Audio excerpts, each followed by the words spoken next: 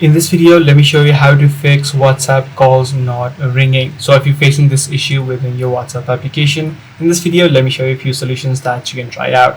Now, the first few steps that you'll need to check is on your phone, whether you have turned on the silent mode or on the vibration mode, or maybe you have turned on the do not disturb mode on your phone.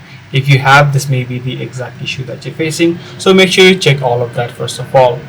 If this is not the case with you, the second thing that you need to check is for the notification. Sometimes what happens is notifications is turned off and you may be facing such issues. So simply tap and hold the app of WhatsApp, head over to the eye icon. Once you're inside of the settings page, head over to notifications and make sure that the notifications is enabled for all of the options that you actually need.